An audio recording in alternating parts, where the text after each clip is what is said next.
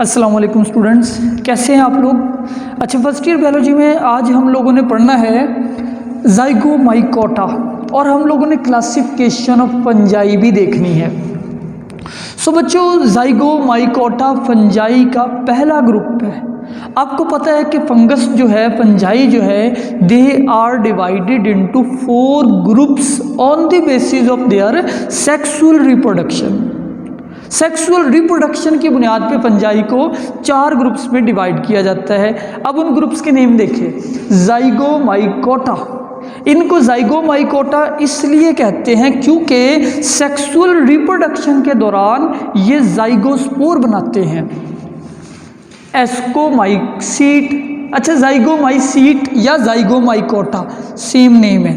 इसी तरीके से एस्कोमाइसीट या एस्कोमाइकोटा ये दूसरा ग्रुप है। इनमें एस्कोस्पोर बनता है, सेक्सुअल रिप्रोडक्शन के दौरान एस्कोस्पोर बनता है। बेसिडियोमाइसीट्स के अंदर सेक्सुअल रिप्रोडक्शन के दौरान बेसिडियोस्पोर बनता है।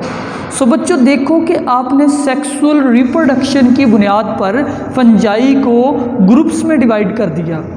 एस्कोमाइकोटा, बेसिडियोमाइकोटा, ज़ाइगोमाइकोटा, उनके स्पोर की बुनियाद पे ज़ाइगोस्पोर, एस्कोस्पोर, बेसिडियोस्पोर।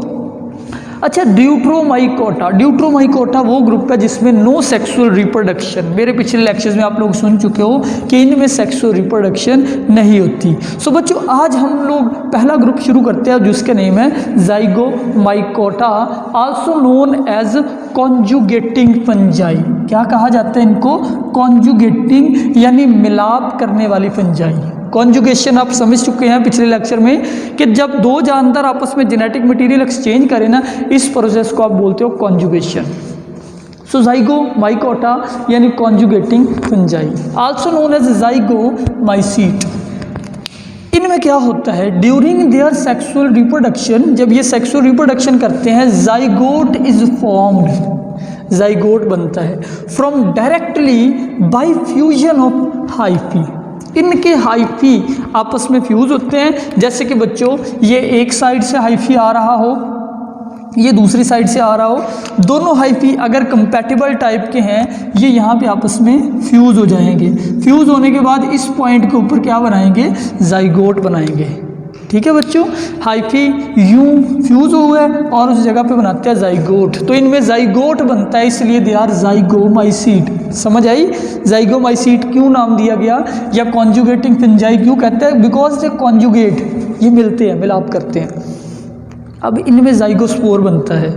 ज़ाइगोस्पोर क्या होता है बच्चों? जब इनका ज़ाइगोट बन जाता है ना, ये जो ज़ाइगोट बन गया, अभी ये ज़ाइगोट बना, ये ज़ाइगोट डेवलप करके ना एक स्पोर बनाते हैं, उसको आप बोलते हो ज़ाइगोस्पोर। ज़ाइगोट डेवलप करके ज़ाइगोस्पोर बनाता है जो कि सेक्सुअल स्पोर है।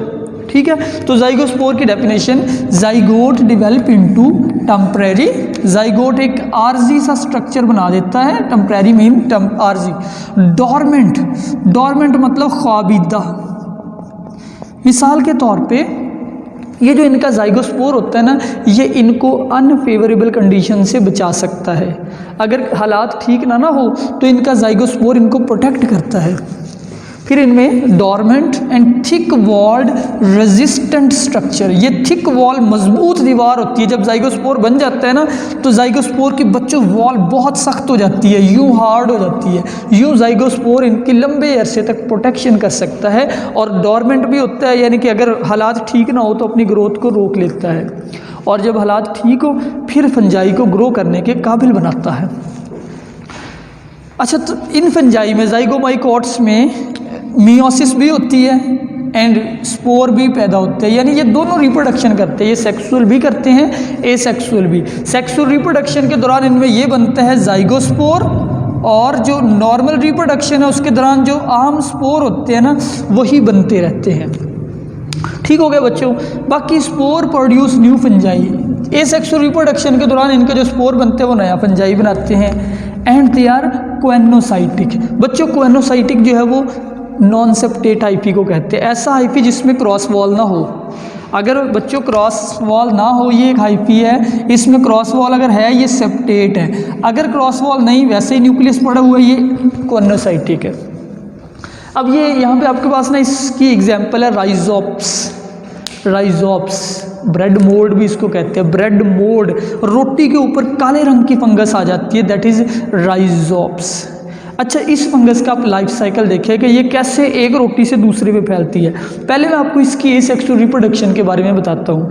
बच्चों, एसेक्सुअल रिप्रोडक्शन सिंपल है कि राइजोप्स जो है ना, जब ये बड़ी होती है, थोड़ी मतलब रोटी के ऊपर ब्रेड में से न्यूट्रिएंट को एब्जॉर्ब किया, थोड़ी सी बड़ी हुई, फिर इसमें कुछ थैलियाँ बनती है, उन थैलियों को आप बोलते हैं स्पोरेंजियम। स्पोरेंजियम फट जाती है, स्पोर बाहर आ जाते हैं, स्पोर नीचे गिरते हैं, वहाँ से नया हाइफी उगता है। कभी कभी स्पोर विंड में उड़ जाते हैं, उड़ के किसी दूसरी ब्रेड पे जाके गिरते हैं, उस पे भी माइसीलियम उग जाता है। ये है बेटा इनकी एसेक्सुअल रिप्रोडक्शन। लेकिन आज हमने देखना है इनका स्पेशली सेक्सुअल रिप्रोडक्शन का life cycle. So life cycle इनका देखिए, आप ना यहाँ से शुरू करेंगे कि इनके हाइफी, ये फंजाई का जो बॉडी है ये इनके स्पोरेंजियम है, ये थैली जो है इसका नेम है स्पोरेंजियम। स्पोरेंजियम में बच्चे क्या पैदा हुए, ये स्पोर, ठीक है। फिर स्पोर बाहर आ गए, स्पोर बाहर आए, लाजमी बात है इन्होंने नया फंजाई बना दिया। ये यहाँ पे एसेक्सुअल रिप्रोडक्शन हुई, ये 1n स्पोर बने हैं, ठीक है, 1n स्पोर बने, इन्होंने ये दो तरह के फंजाई उगा दिए। स्पोर में वेरिएशन होती है। सो ये दो किस्म के फंजाई जो कि एक ही जानदार से पैदा हुए, दो अलग अलग फंजाई के माइसीलियम पौधे हैं। अब ये फंजाई के नीचे ये आप देखें, इनकी ये रूट जिसको आप राइजोइड कहते हैं, यानी हाइफी पर ही मुश्तमिल है। ये इनके मॉडिफाइड हाइफी है, ये इसकी हाइफी है, ये इसकी हाइफी है।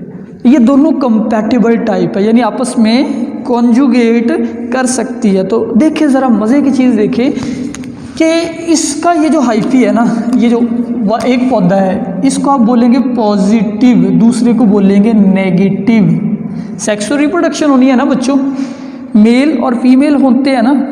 अच्छा, फंजाई में मेल फीमेल नहीं होता। फंजाई के अंदर सेक्सेस को आप बोलते हैं प्लस माइनस। ये प्लस वाला है और ये माइनस वाला है, इसको प्लस बोलेंगे, प्लस, और नीचे वाला माइनस, यानी वो समझ लो मेल पौधा, ये फीमेल पौधा। इन दोनों ने आपस में क्रॉस करना है। तो क्रॉस कैसे करेंगे, देखो बच्चों, इसका हाइफी और इसका हाइफी एक दूसरे की तरफ ग्रो करेंगे, एक दूसरे की तरफ जाएंगे, ठीक है। जब एक दूसरे की तरफ दोनों के हाइफी जाएंगे, ये आप देख रहे हैं कि ये ना इसकी हाइफी है और ये इसकी हाइफी है। ऐसे समझ ले कि फंजाई के दो पौधे ना करीब करीब उगे हुए हैं, फंजाई के दो मतलब हाइफी।